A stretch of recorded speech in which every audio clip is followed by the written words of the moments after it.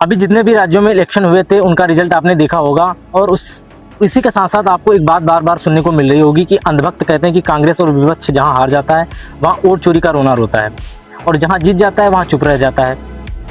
अभी जो 5 राज्यों में चुनाव हुए उसमें तमिलनाडु में वोट चोरी नहीं हुई, केरल में भी वोट चोरी नहीं हुई, लेकिन पश्चिम बंगाल और असम में जहां कांग्रेस और विपक्ष हारा है वहां वोट चोरी का आरोप लग गया।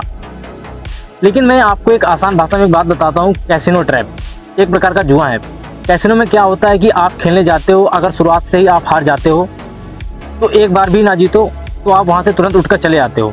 लेकिन कैसीनो का मालिक आपको थोड़ा थोड़ा जीतने भी देता है, कुछ हाथ आप जीतते हो और कुछ हाथ हारते हो।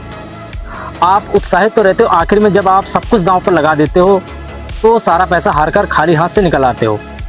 इसी तरह आज हमारे देश में चुनाव में भी कैसीनो ट्रैप चल रहा है। अगर विपक्ष लगातार हारता रहे तो उसे एक दिन लगेगा कि सिस्टम ही खराब है और वह चुनाव का बहिष्कार कर देगा।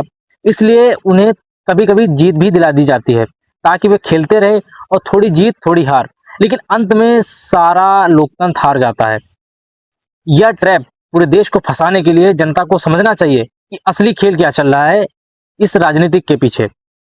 जितना भी भारतीय जनता पार्टी एक कैसीनो ट्रैप पूरे देश में चला रही है, उस हिसाब से लगता है कि लोकतंत्र पूरी तरीके से खत्म हो चुका है, विपक्ष की आवाज दबाई जा रही है,